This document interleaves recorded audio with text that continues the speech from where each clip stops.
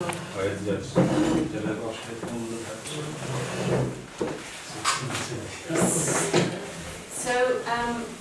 in a way, picking up the conversation that we were just beginning to have around this threshold, or I've called it the art of invitation. And for me, invitation is this sense of where and how, if we're facilitating or convening people, how do we explore what the invitation could be? And for me, in many ways, over the last 10 years, that's become the area that I'm really, really interested in. And I call it the art of invitation because I think that it's often a place that's overlooked as a piece of practice in creativity, facilitation, intention, focus, that can be overlooked while we're hurrying to what it is we want people to do, really, and what we want people to solve, or what we want people to create together or make together. That the invitation part of it, which for me has such a knock-on effect. It's like, you know, how the invitation starts actually is the whole of the work, the project, because it has a knock-on effect all the way. So I'm going to show you a little film, and I'll show you bits and bobs and leave time for conversation. So one of the main processes is that we often take up disused shops or a market stall, or go to where people are. That's my main process. Is I would often track where are people and how can I go to them as the first port of call. How can I, and I was speaking to somebody, we were speaking yesterday about how in a lot of projects that we might set up, I would be thinking, okay, 70% of my project time, energy, focus is in this intention, is in this invitation. How far can I really go to involve people? Many people want to involve people, we all do, but actually it takes a lot of time. If you don't make it creative, it can be really boring. And, you know, actually, sometimes with funders or in projects, I'll have this whole debate around saying, okay, maybe you're wanting to convene people or do some consultation or involve people, and actually that takes time, you know, really takes time to be able to go that extra mile. And I can be personally a bit like a dog with a bone, you know, if I'm doing a project, I'm like, unless we've really got everyone involved, then I can't really sleep at night, but that's become my slight issue. So I suppose it's, but one of the things that we were doing is this sense of co-authoring. I'm interested in a space where we can set up, where people can co-author something that's created, and that an artwork, I would call this an artwork or a creative project, that changes over time. And a lot of the work that a lot of us might feel that I'm interested in, it's about change. How are we managing change? How are we talking about change? And I found in some of the projects that we do that in a short amount of time, if we can model change, if we can show, oh look, this space is empty, and in half an hour it fills up, and something has changed, then people are experiencing change as well as having the concept of change. And I'm also really interested in this sense of how the past relates to the present, relates to the future. So we talk about a lot of temporary spaces that we use. This is a mobile project that we did, that we go around to a housing estate over 2 months, and then these temporary spaces invite people to look again at where they are. And often we might end up with a resource that future projects can build upon. So sometimes I might start a project by setting up this type of activity, and then within that, information could become really information that a local authority might need around questions that people want to ask, but it could also become a performance or an exhibition. There's lots of resources, really. And we connect artists, special interest groups, community connections, to find the route ways into a neighbourhood or a community and invite them to join in. So we began as an organisation in 2003 by taking over a series of disused shops. This was in Sheffield where I live. Yeah, we can stop So in the same time you took over shops? First one was this little green one. By the third shop, you see we had a sign. But is it... Not all at the same time. So the first shop got another use, and so you went to the next one, and... Yeah, so often the work we do is temporary, like we're a catalyst. And how long? Somewhere. The first shop that we did, the green shop, we did that for 5 weeks, full time, every day. And the second shop, which was the yellow shop, that was like 4 months. And the changes were because you had to change, or because you wanted to reach another community? Yeah, mostly because we wanted to move, and because they were kind of temporary projects, really. And then the third shop, the one with the sign, that we were there for, I think that was 7 or 8 months. We did another shop where we were there for a year, another shop for 10 days, another one for a few months. So it's like it becomes a hub for and some of the different shops we've had have been maybe funded by different people, and we can slightly change some of the questions that can generate different information.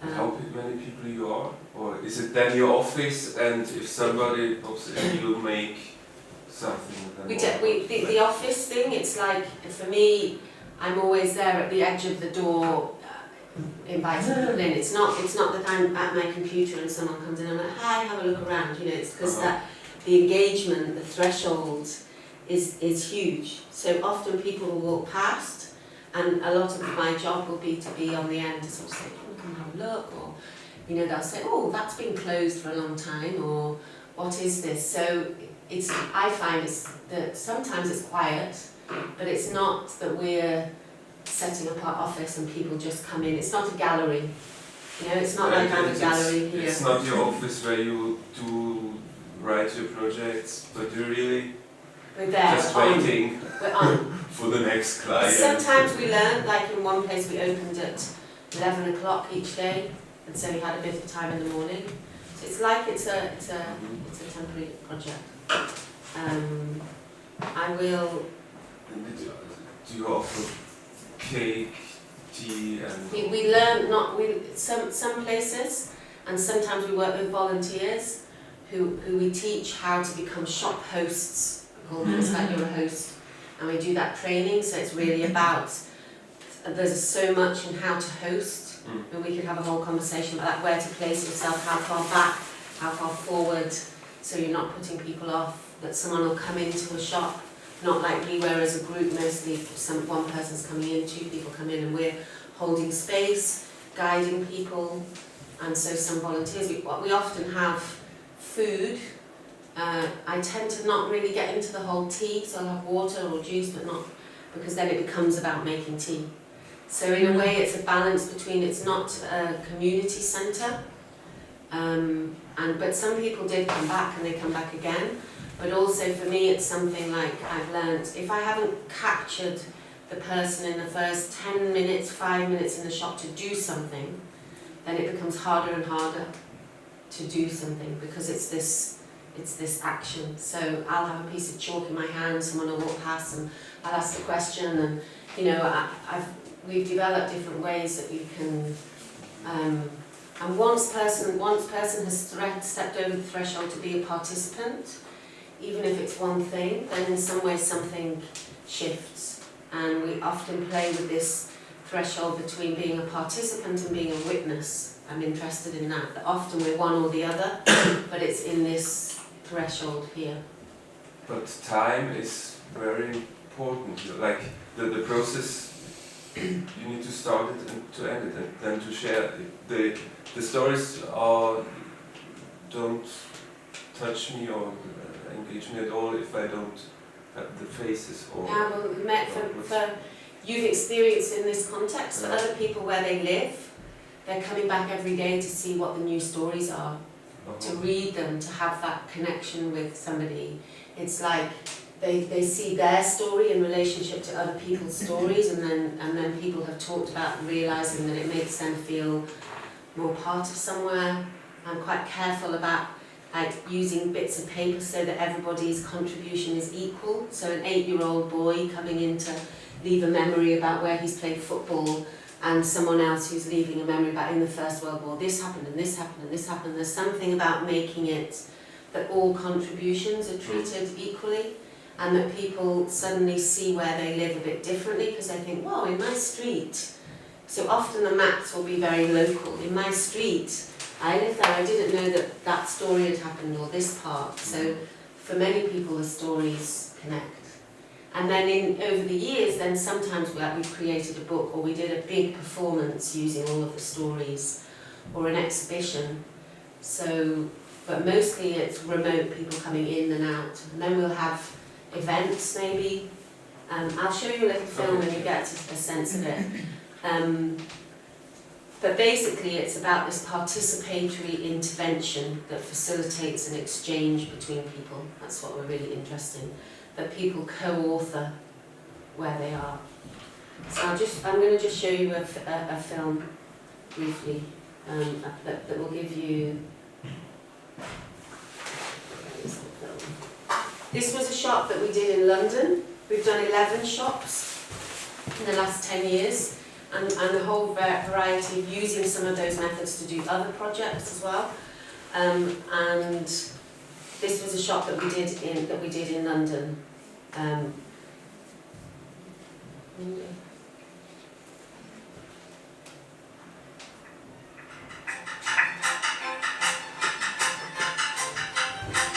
the sounds are okay.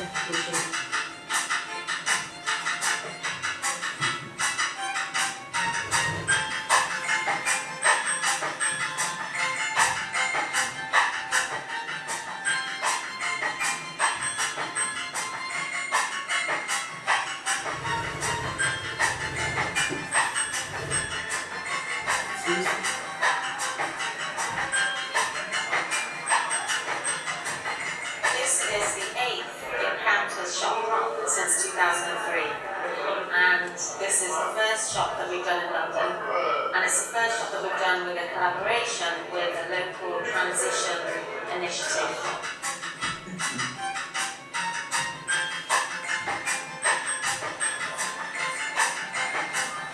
It's a series of invitations to join in. And this is because I'm really interested in offering people many ways to participate and join in. And each of these places, or stations, or places around the room, it allows people to leave a part of themselves and to add to other people, so that the people who come into the shop are acting as a witness and also, in a way, a participant at the same time. And in that way, a community starts to map and reveal and create a story of who this community is at this moment in time. And that's really at the heart of the shop, is about the relationships that are built, often between people who haven't even met each other, but something starts to build up in a space, a snapshot of a moment in time, past, present and future.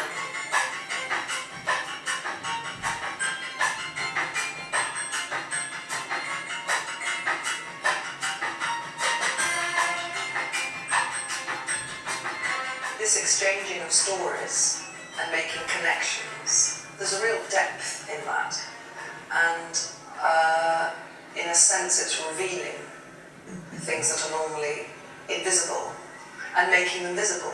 So in 9 days' time, I think we'll have this very richly layered space with everybody's trace left behind.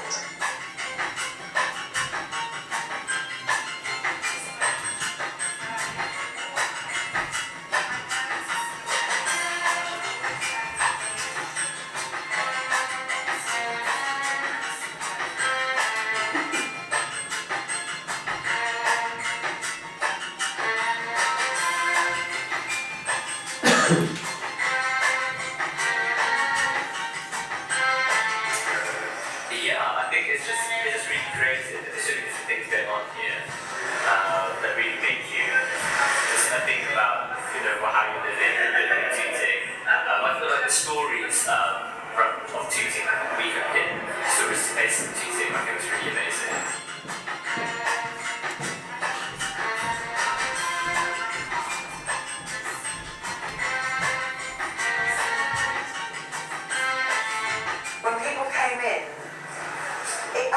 to more than the whole.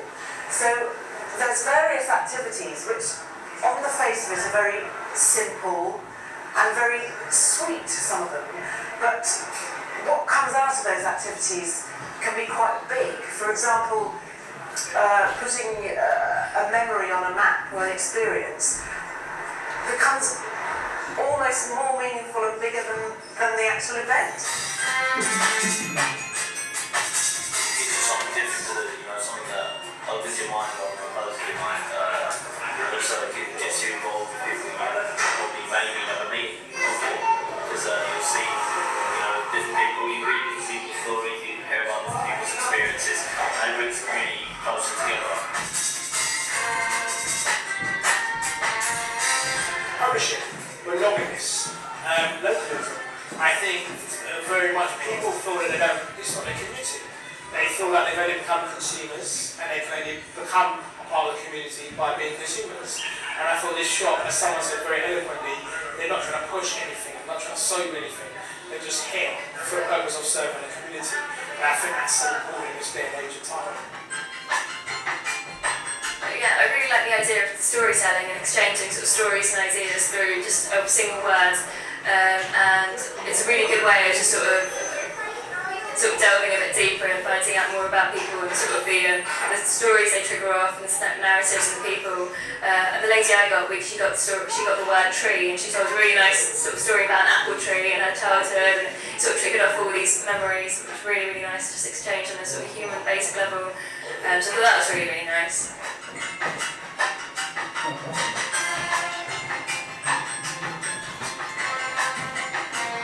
It seems to me that within transition, artists can act as almost like earthworks in the soil. They can oxygenate, they can turn things over, and I think they can accelerate things. I think they can accelerate that shift.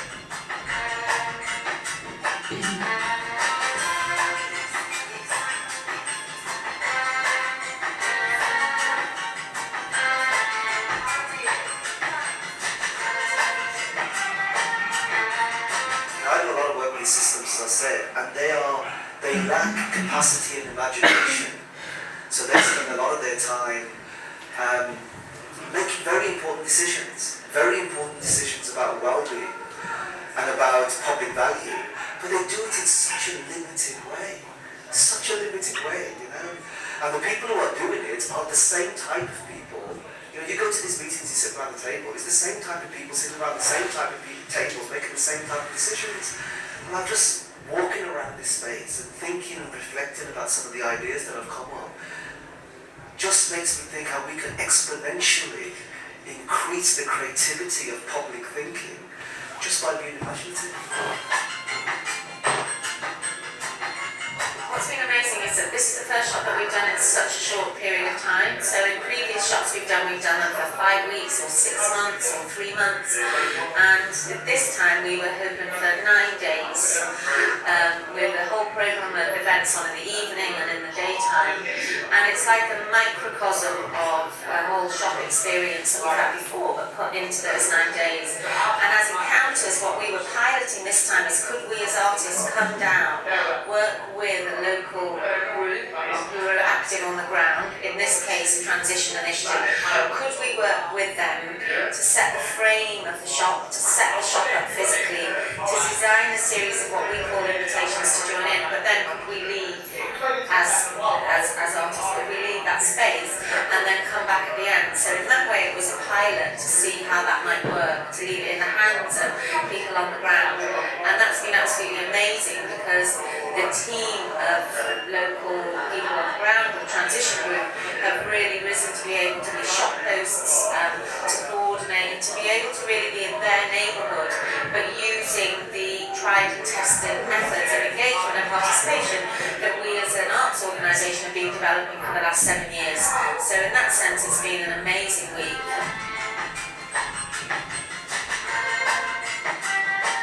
Human greed and not sharing. Ethel 67. Pollution, bossy people, actors and friends, getting over my brother, Scarlett and I. Running out of resources to find ways of working together sustainably. Kalam 47. I am concerned about attitudes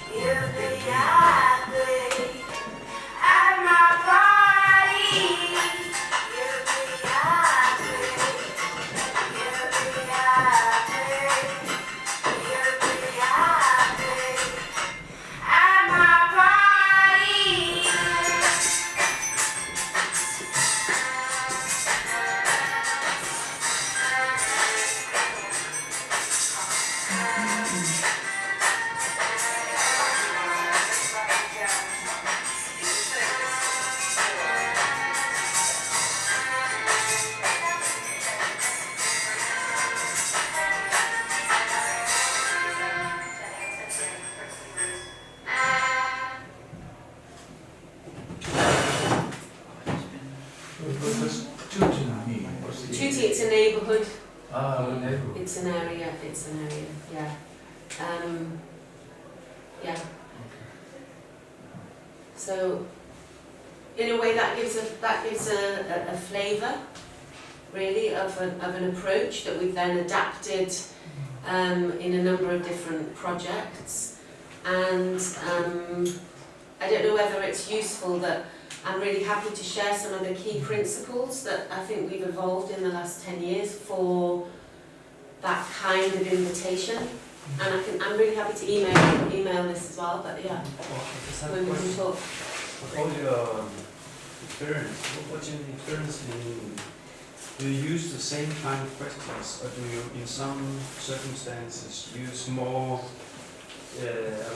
dedicated questions towards a certain subject? Definitely, yeah, both. So I found that we have, I might use some questions that really are very common, and I've been using them for a long time because they kind of tap into our collective humanity, really. It's about being what it is to be human and to connect, and most of the people in that film just came off the street. It's like it's not that we knew everybody, it's really a drop-in, that when people are coming in, and for me that finding that when you're busy, the sense of being stopped or interrupted, it's an interruption really. Actually, even for 5 minutes, that the depth that it's possible to go, I think that surprised me over the years. I used to think, to take people on a transformatory journey, you really need to be over a long time, over a long period of time, but actually there's something that can happen in a context maybe where it's possible to have that moment of reflection and seeing something differently in quite a short amount of time, in quite a deep way, that you can choose. That's what I'm really passionate about, that people can choose how deep they go, how much they go, and I trust people to look after themselves in that situation, to be able to do that. And then in some situations, like we did a commission that was working with a renewable energy organisation who were trying to raise awareness around that, and we set up a similar activity, but like some of the story cards were more focused on kind of energy, tell us a story about wind, about water, about this, and then some of the maps or the questioning, we can tailor them quite specifically. If there's a town centre visioning, or we've worked with architects or master planning, or maybe with a sector that wants to change its service. But for me, there's always a balance between it not becoming just about extraction, like I want to extract all of the information from you. It needs to also be enriching for somebody to do it. That's what I've learned about consultation or engagement. It's often someone saying, I need to ask people all the questions so I can go away and make decisions. And I think that sometimes you can involve people in asking questions, but we never really know what the outcome's going to be. So the experience has to be a creative experience at the same time. But we can talk through these, and then any things that come up. So for me, one of my main principles is it's not where you're going, it's being on the road that counts. And who you're travelling with and how they're invited is key. So there's a sense of how do we find a balance between having an end goal and the journey there. And I think that can be a challenge. If you're running something, or the end goal is to arrive somewhere, even in a project or creatively, you've got a vision in your head. But actually, I guess for me in this work, it's more the journey is the work, as well as where you want to arrive at that you're on the journey. And who are you travelling with? Who are the people genuinely that are going on the journey, and how are they invited to take part in that journey? Have you been involved in conflict resolution? These types of in one project we did over a year, we did a shot project that was in the north of England, and there had been 2 very difficult instances. One was a Dewsbury bomber, which was from within the South Asian community, so there was a kind of terrorist incident there, and another had been from a young girl had been abducted within a housing estate there, and there's a very big divide between the South Asian community and the white working class community, and we were invited in to set up one of our shop spaces for a year to do a whole town centre, raising the ambition and aspiration of the town. That was the funding. So it was kind of European funding, and somebody within the council quite innovatively had decided to do it all through culture and all through a shop project that we did. So it's like we were the front face, and behind that there was community workers and town centre master planning and everything else, but also we had times which were about trying to just bring that community together to understand each other more, and we used different methods for some of it remote. I think it's possible for a community to get to know each other without always being in the same room. They can get to know each other through reading the story or seeing it. So our place became quite a neutral place in the town. And then at the end we had a very big visioning session which was very diverse, and it was very moving, that project, because people at the end were talking about how they felt that they'd seen their town differently and that they felt different about each other, which is very rewarding, to do that. So yeah.